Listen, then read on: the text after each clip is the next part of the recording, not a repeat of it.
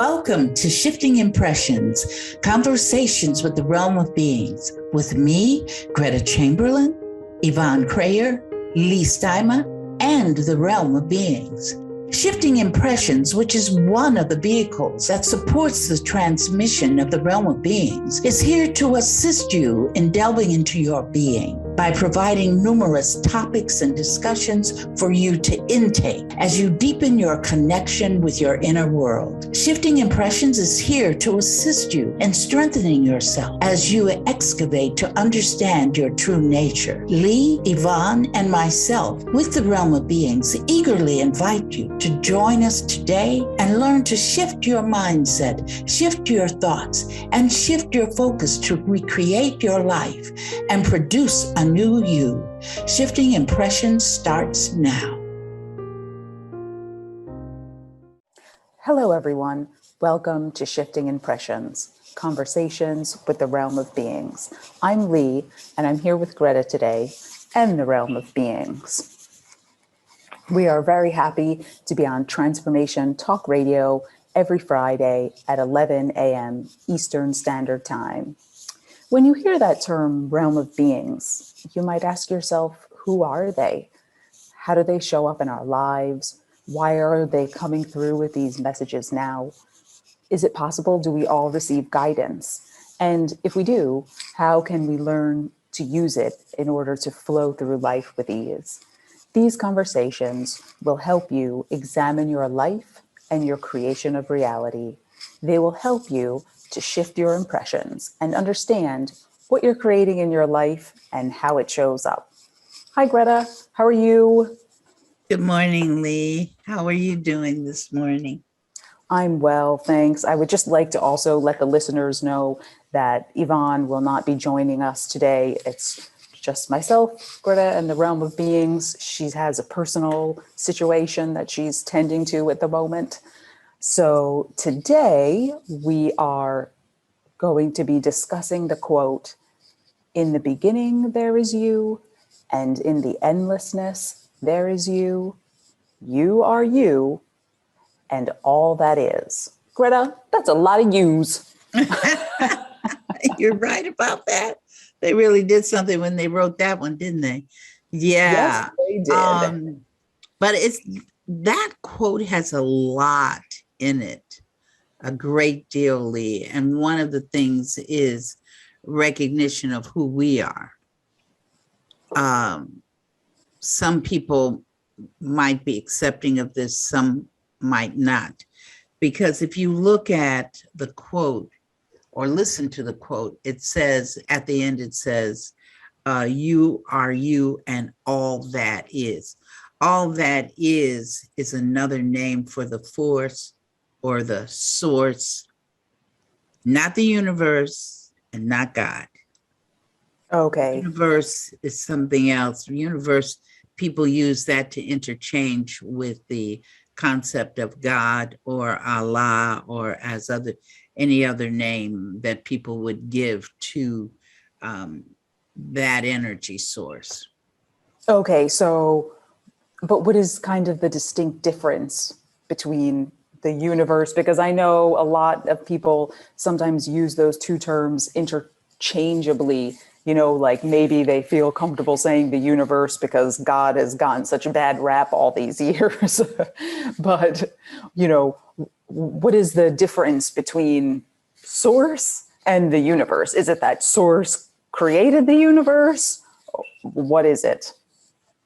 Well, there's only one thing that exists, really. Only one. Only one. Only one. And that's the force. And everything that you see and everyone that you see, we're extensions of the force. But the connection is there.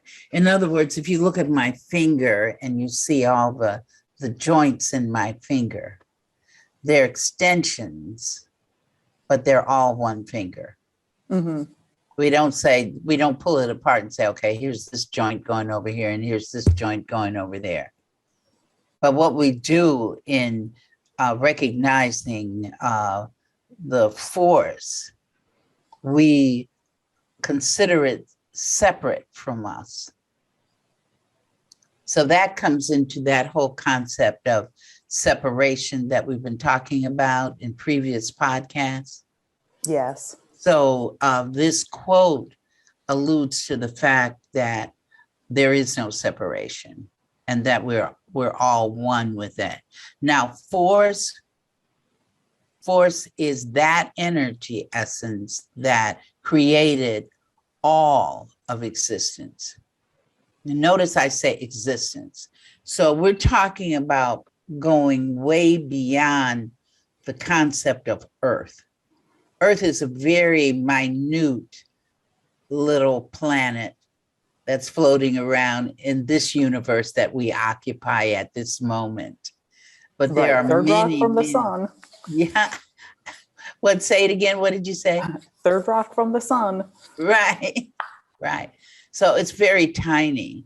So when we look at it and we look at our experiences, we think, oh, wow, this is really big. When in actuality, it's very small. So there are many, many universes. Now in that quote, it says, in the beginning, there is you. And the reason why it's saying in the beginning, there is you is that the realm wanted us to understand that we really are the force and the force is us. For example, I was doing a practicum in clinical psychology, and I had to do I was part of a group therapy session. So when the session was over, I came out and so did the participants. And this one lady sat down in the lobby. And I went to go get the key so that I could go into an office that I was going to occupy for that day. And the key was gone. So I had to sit and wait for it. So I went and sat next to her because she and I had met in the group therapy session, right? She started talking about homelessness. I don't know if I've said this story before, but I think it's really important because she started saying to me, you know that when people walk past a person who is homeless, who appears to be homeless, that they are walking past God. So she was equating herself and everybody that she could see and interact with as being God. So it's like that. This woman recognized that. She's, so, and then I had some students, they were only 12, and they were studying these lessons that we're giving here on the podcast. And they would, every time they'd see me, they'd say, good morning, God. And I would say to them, good morning, God. And they were only 12. Okay. So they understood the relation, that there was no separation. See, the woman in the clinic understood there was no separation between us and that force that you call God. See, there's a oneness. It's like my finger. It's not disjointed. It's all one. So then the energy source that created all of this created the gods, because at this point, for me, there are 3 gods that created this universe, not just one, but 3 of them. So that's what that alludes to. In the beginning, there is you. In the beginning, there's only you, because you are the force. The force is you. There's no separation. The force is present in its beginningness at all times. So that's why it says, in the beginning, there is you. And in the endlessness, this existence goes into infinity. So there is no end. Because this is just one portion of something larger, right? It's just, we can say portion. If we say portion, then we're still giving credence to separation. Mm-hmm. See, it can be a challenge, Leigh. I don't want you to think that just to get into this understanding is real simple. Oh, I understand it. No, it's not. Because of course. Right. Because we've been taught over and over again as children. I know I have, God is, in fact, as a child, my thought process about God was that God is up, because they're telling me I'm going to go to heaven. You see, and heaven is up. So so to me, God is up, and even in the movies where if they portraying the God force, where's God? God is always up somewhere. Right. So, just not you, that's for sure. Somewhere else. That's right. That's right. And some people have even said to me when I tell them that's blasphemy. Oh, okay. They think of all kinds of ways, because see, to think of yourself as the force, to think of yourself as that means, whoa, where's my empowerment? Where's my power? What is my power? I'm the force. Yeah. Every last thing is the force. The force is all. And it says, you are you and all that is. If people could see the quotes, they'd see that the you is capitalized. Mm-hmm. And all that is just another name for the force or source, which is different from the universe. When people think about universe, they're using that to mean God, who created the particular universe that we're existing in at this point. So how can we learn to unpack this within ourselves? How do we learn to accept this knowledge or remember this knowledge? Because as you were saying before, so many of us have been indoctrinated into these, as we're speaking now, false belief systems and a certain kind of believing that we're small and insignificant. So it is what we speak about on this podcast, I'm sure some of the listeners maybe never heard things like this before. And if this is the first time maybe you're hearing this, what is the way that we understand our divinity or our greatness, or really remember what we are? See, I think you said two important things. You said falseness. I'd like to address that first. Okay. That technically there is no falseness. Because see, here we go. There we go. We're going there. There's no falseness. I am God. My goodness. What else are you going to tell me today?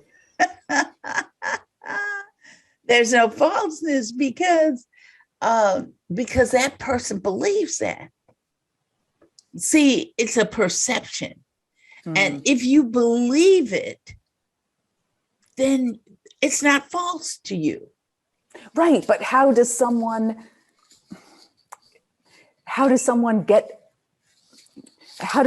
shift their impression to maybe remember, something, more truthful, or something, that is also such a fine line too, and separation. What's more truthful than, how do we know? How do the listeners know that what you're saying is actually the case and their belief in God? That's right. Because one thing that takes place for you to get to the understanding of that, and what Leigh, I want to say to the audience, our listeners, that what Leigh is talking about when she said remember, is the idea that we know all of these things.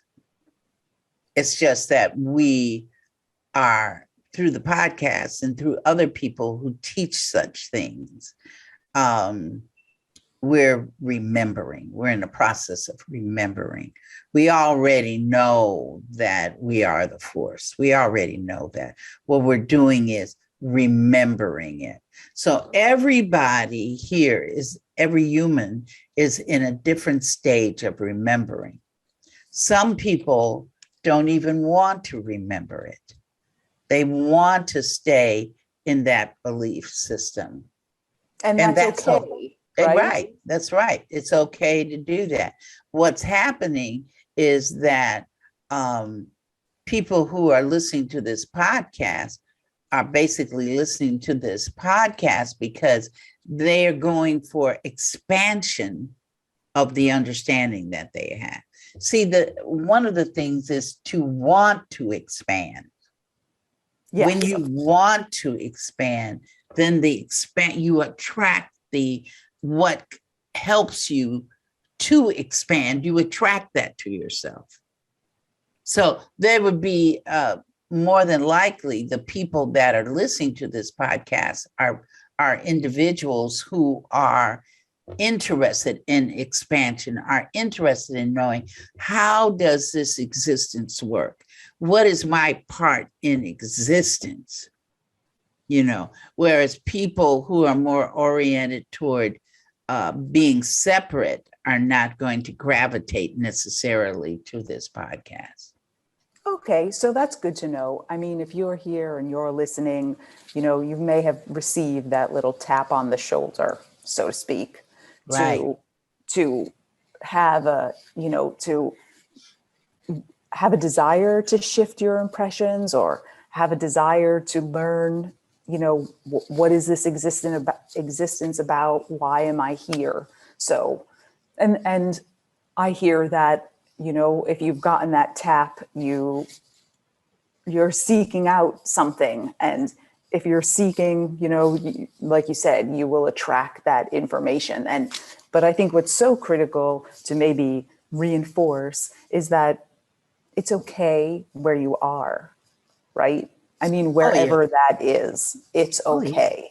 Yeah. I mean, everyone's doing the best they can with what, with the lessons that they have chosen, and it's okay where you are, right? Absolutely. Absolutely. Absolutely. Because I always review where I was. And I remember when I first started to learn that I create my own reality, the language that I used to my teacher, I won't even be able to use on the podcast, but it was the fact that, are you kidding me?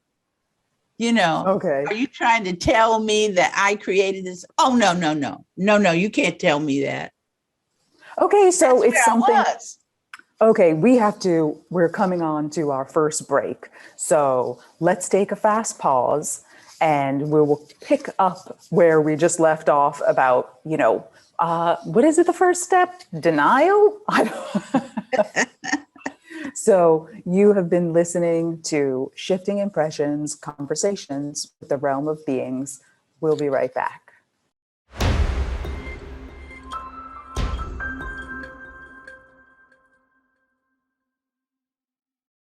Hello, welcome back to Shifting Impressions. I'm Leigh, and I'm joined by Gretta and the Realm of Beings.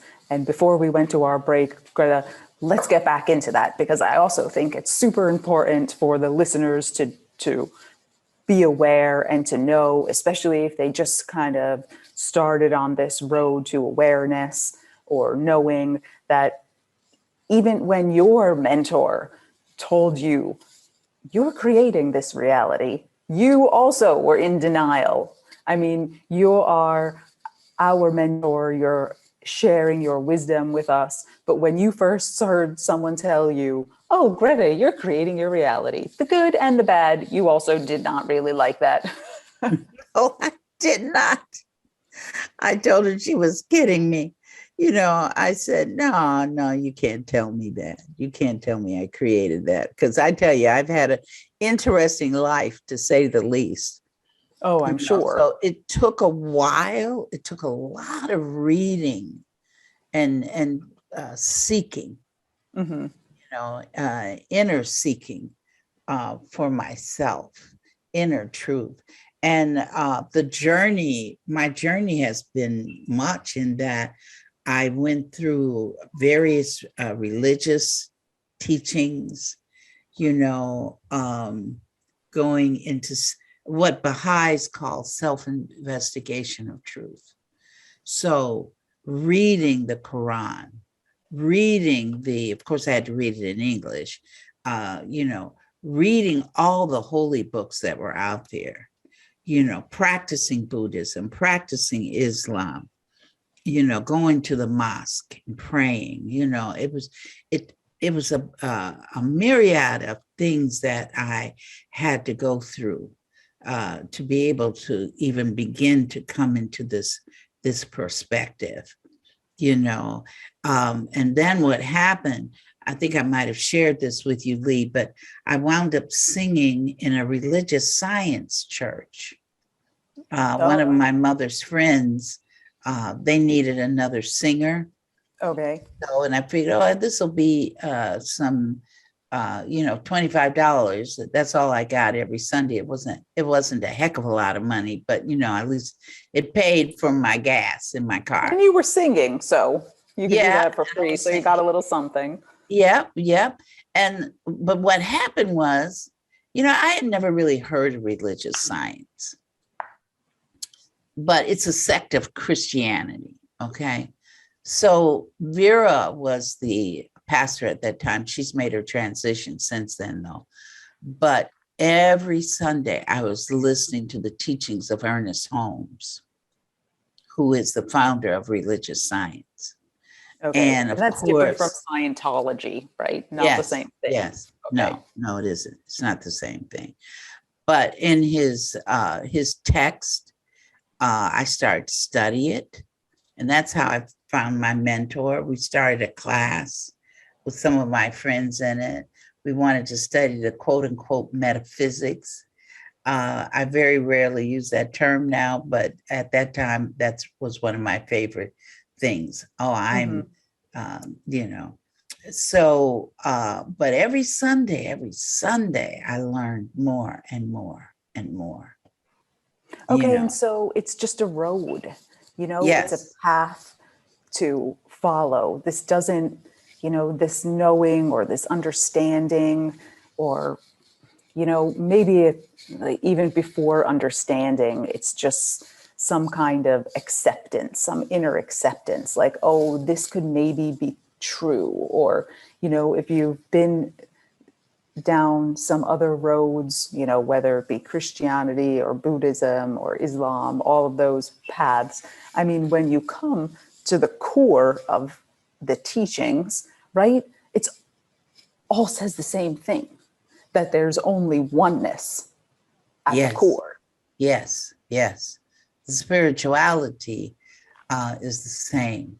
What happens, and this is one of the Baha'i tenets, is that what happens is that the social orders change. So that got me joining into that religious belief system, assisted me in embracing all. See, that was the beginning. I created to place myself in a religious belief system that accepts all.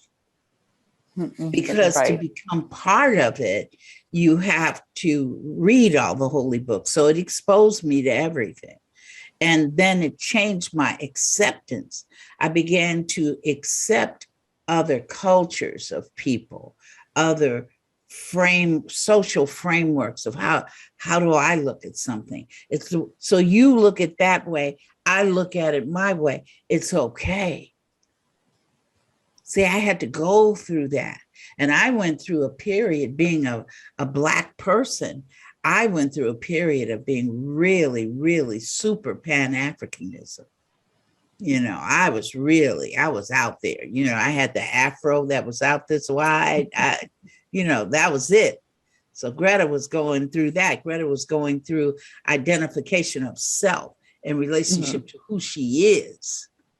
you see, and then joining myself and understanding who am I. Then I come into this situation where now I'm looking and realizing, my God, I'm like everybody. I am everybody.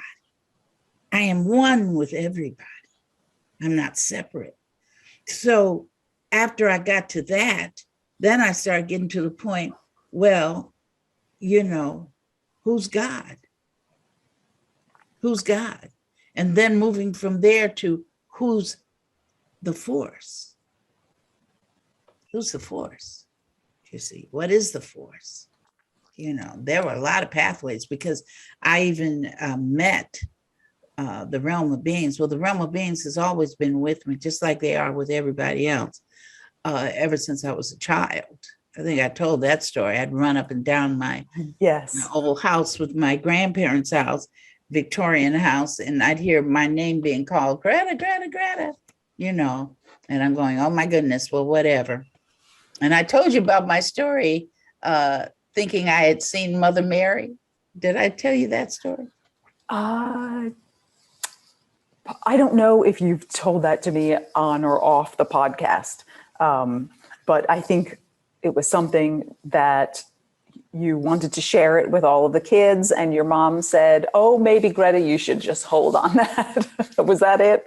That was it.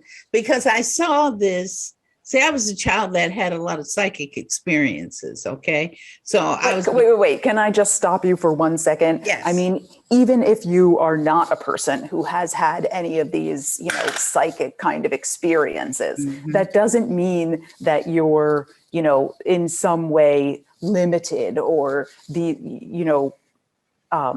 things cannot also come to you as well, just because you weren't necessarily knowing what was happening to you as a child, or, you didn't see things or hear things. I think your particular background is filled with many interesting stories. And I just, I just want to clarify that if you don't have those kind of interesting stories, like, you still have guidance. You still have a realm of beings. Like, you still have a knowing. So. And what I would like to add to that, I know I'm deviating from this, but for what I was going to say, but I would like everybody to know that everybody's psychic. Oh, that's the interesting thing. Everybody's psychic. Like, people come to me, they want to let me know that, they can do certain things. And they say, well, my gifts are, I correct them right then and there. When they say they have a gift, I said, you don't have any gifts. Hey, come on. Don't be like that. I told them, I said, you don't have any gifts. You have abilities. You have abilities. So, because I say a gift is something you did not have. And then somebody turns around and says, well, here you go. See, that's that separation again. I'm giving you the gift of clairvoyancy. I'm giving you the gift of clairsentience. It's not a gift. Every last humanoid on this planet has that ability. Yes. I mean, even if you think, I was listening to Rupert Sheldrake earlier this morning, and he was talking about, this idea of telepathy, right? I mean, how many times, I'm sure a lot of people listening to, right now can resonate with, oh, I really need to call Gretta. I need to call Gretta. I should call Gretta. I go to get my phone to call you, and I get distracted. And then lo and behold, maybe an hour later or the next day, Gretta calls me. So, I mean, that's a kind of telepathy, right? There is some sort of link.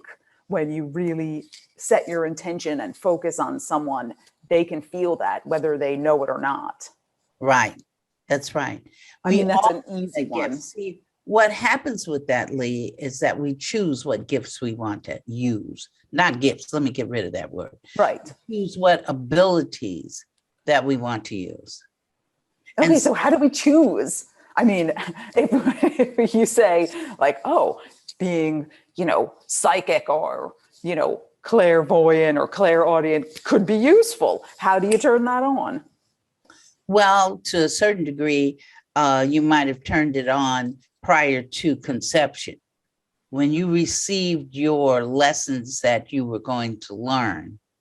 Okay, a lot of people think that we choose the lessons.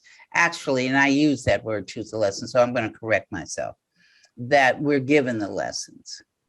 The part where we come in tow is that we choose how we're going to learn the lesson. So maybe that how is, I'm going to be clairvoyant. That's going to support me in my how, you see. So we make some of those choices before we even, in the incarnate stage, before conception. Now, we can be here, and then we can, sometimes it'll just happen. We feel it's just happening, but back at the unconscious level, when we said, okay, I'm going to use this as my how, back at the unconscious level, it'll bring it forth and you'll have an experience of it, you see. Or some people can just say, make me more psychic. But when you say make yourself more psychic, you want to be able to know how far you want to go in the psychicness. Okay, how far? That's kind of important. It's like, what are the levels out there, which you've never gone there. Yes, it's like, okay, if you're intending that, please do a little research. Yeah. You're right about that. You're right. Like I had an experience where I had turned away from a friend of mine. We were teaching in the same place, and I then I was walking away from him, and I turned back around. I said, why did you say that to me? I said, why did you say that to me? He said what? And I said, da, da, da, da, da, da. He said, I didn't say that to you. I said, you didn't? He said, I thought it. So that was the first time I realized that I could read people's thoughts, and I didn't even have to be facing them. Mm-hmm. So that was an ability that came out. Now, obviously, I created that. Okay, now, wait, can we just pause one little second there? Because let's just take a little step back. So we're saying, I asked 5 minutes ago, so how do you turn something on? And I mean, it is all about your creating these things, these experiences yourself. Yeah. It's you creating it. And nobody, I have people that I've worked with that believe that some of their quote unquote gifts have been taken away from them. Your gifts cannot ever be taken away from you. This is who you are. Mm-hmm. You have the ability to have these things, to experience these things, to use these things. Scientists realize that we're not even using half of our brain power. Oh, I think it's maybe something like 10% or something like that. Yeah, something like that. Right. So, but if you want to experience that, then request it. I want to be able to experience being clairvoyant. So you stress that on yourself. Now, some people will go online, or they'll go to classes that teach you how to be clairvoyant. I think there are people that teach things like that, mm-hmm. But it's real simple. You can just, and see, you already have it. So the simpleness of it is to just say, activate it. Activate my clairvoyance. Activate it. Like, I didn't like being clairaudient. So I said, deactivate it. Deactivate it. Because it was very confusing to me, so I did not know how to use that ability. Okay. So I said, deactivate it. Can you imagine I'm walking down the street and I'm hearing all these thoughts all around me? I can read everybody's, so, and then I was getting confused because I said, I couldn't distinguish when somebody told me something or when I actually just heard it up in here. I did not know. So I said, this is really getting very confusing to me. So I said, Greta, deactivate that ability. And I've deactivated it. So, but I must admit, on occasions, it has popped up, but very rare, because I said, Greta, deactivate. And I deactivated it. If I want it again, all I have to do is say activate. And anybody can do that. I don't know. It is. It's like, you know what it's like when people, and everybody's had this experience somewhere along the way, where they have thought of something that they wanted and really thought about it. Be it, I wanted a new car, I wanted a new dress, or I had a child say, I want a bicycle. And he really thought about it, and then turned around, and then you get it. You created the reality. He created the reality to get the bicycle. You created the reality to get all the other things that you wanted. And he said, wow, look, but you don't think of it as a creation of reality. A lot of people will say, oh, that was a miracle. Right. They use for things that they can't explain. They'll say it's a miracle, when in actuality, they created that reality. So it's the same way of saying, I want a bicycle. I'm putting my energy on it. And I'm going to attract that bicycle to me. So it's the same thing. I want to experience being clairvoyant. I want to be able to do that. So I'm requesting that. I'm focusing on that. I'm going to be able to do that. Okay, well, that is good to know. We are coming to the end of our second segment.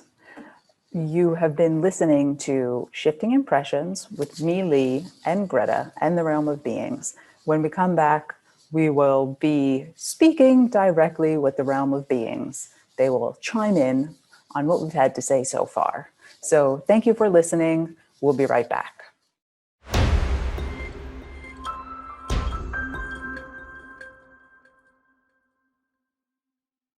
Hello, welcome back to Shifting Impressions. I'm Leigh, and we are in the last part of the podcast, the portion where we actually chat directly with the Realm of Beings. So let's see if they are with us. Realm, are you there? Yes. Hello. Hello to everybody. Today, Greta and I have been talking about the quote, "In the beginning, there is you, and in the endlessness, there is you. You are you and all that is." Absolutely. What insights do you have to share with us today about that? It's really simple, because it's each one of you is the force, just like I am, just like we are, our collective. We are the force. You are the force. You just deny it because you can't believe that you would be so powerful. That's hard to accept. How can I be so strengthful and look at the life that I've created? Look at what I've subjected myself to. Look at the confusion that's in my life. Look at me. I'm homeless. How can I be the force and be homeless? How can someone be the force and be homeless? That is just a choice they're making. That is just a reality that they're creating for themselves. Yes? No? Yes, it's called PER,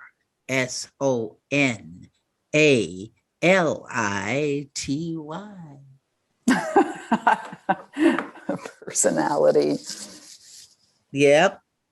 Each person decided what personality that they were going to exhibit here in this little area that you call Earth, this part of the Earth. And I don't mean part by continent.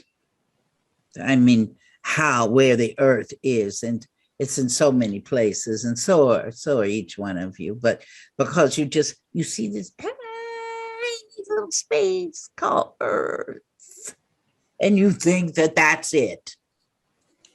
Isn't that wonderful? You think tiny little space, and you think that's it. Yes, I guess we get engrossed in our illusion, and sometimes we can't think beyond that illusion. Well, some people, you're right, Leigh. People get engrossed in those illusions, but there's fear. Now, you mentioned to Greta, we heard it, that you were going to mention about fear. Yes. Go ahead. Oh, so please go ahead. We didn't get the chance, Greta and I, to bring it up specifically. We were more focused on that, trying to comprehend that we are the force. So when we think that we're not, is it just fear that makes that separation? Fear of what? Fear of yourselves. You have fear of yourselves. Can you, it's like,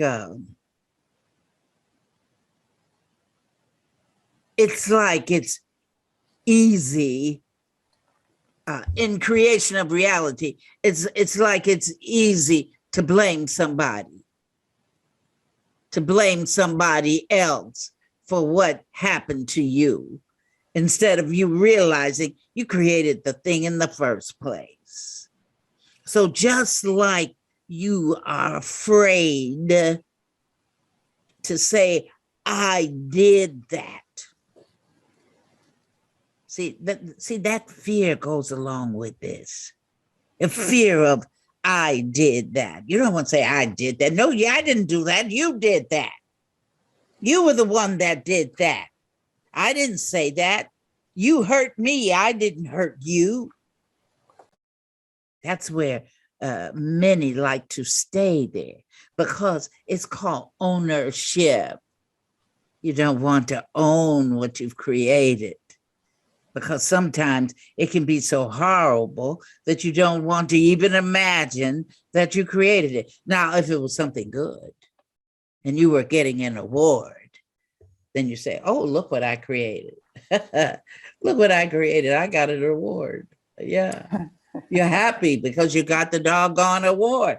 But if it's that you lost a finger or you hurt somebody, let me not say that, because that'll really confuse people, because you can't hurt anybody. You can't. It's impossible. When somebody says, you hurt me, hogwash. Hogwash.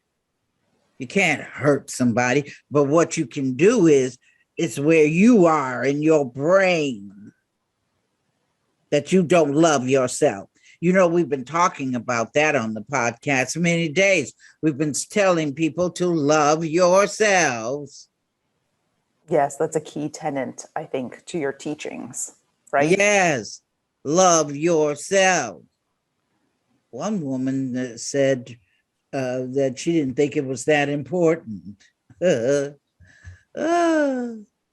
Not to love yourself is not that important. When that's the energy that creates your reality, either you have it or you quote unquote think you lack it. And then you show you lack it by getting into relationships that you wish you had never gotten into. What you think, losing your job, being let go. You don't want to say that you created all that. We're Yes. always creating 24/7. You're never, ever in the state of not creating. You're always creating. That's one thing that's important for you to understand. Well, I think that's a key tenet that we could probably go over again, because I think many of us have grown up in a paradigm of blame and not taking responsibility, or not taking responsibility for the less than wanted creations. So, fear is an illusion, though, but so is love, isn't it? Can we go Yes. there? Yes, everything. Yeah. Oh, this whole thing is an illusion. The only thing that's real is the force. That is the only thing that is. Okay, but to navigate this, I don't know, this realm in these humanoid forms, we have to have some sort of foundation to rely on, right? So in this humanoid space, is it, we can make some decisions based on fear or based on love, right? And so Absolutely. you may as well choose to do the best you can to make them on the love side, right? Yes. Why not? Well, you know, depends on how adventurous you are. If you want to, Adventurous. yes, adventure. Ha, ha, ha. I want to go down this alley. It's not safe to go down that alley, but I'm going down that alley. That means you want an adventure I see. because you don't know what you're going to find down that alley. You know, And you might that make it. alley is Yeah. proverbial, right? I mean, we're thinking dark alley, but it can actually be the alley of your choosing. Yes. Whether it Yes. be that relationship that you were talking Yes. about, or Yes. what Yes. financial things you want to Yes. experience, all those Yes. kind of alleys, correct? Yes. Yes. It was Yes. a Yes. metaphor, so to speak. Yes. Yes. It's like Greta always talks about the fun house. She was a little girl. She used to go to the fun house. And then you stand, we'd watch her. She would stand in front of those little mirrors. And she'd go to one mirror and she'd look one way. And then she'd go to another mirror and she'd look that way. You know, you could choose which mirror you wanted to look at and then to see how you could distort your body. Reality is like that. Which mirror do Realm, you want to look at? I have a question for you. Yes. I want to steer clear from, let's say, dimensions, but we're in this human form, so we have to communicate with some kind of words, or Greta calls them lateralities, right? So are our impressions and our experiences based on scale? So if you're experiencing being a cell in the human body, maybe your sun is the heart, but as you move up in scale, your perspective changed. So when you're talking about, oh, we're on this little earth and wrapped up in our little illusions, but I mean, that's the only thing we can do at this level and at this scale, right? I mean, if we change, then we can broaden our illusion or our reality. Yes? No?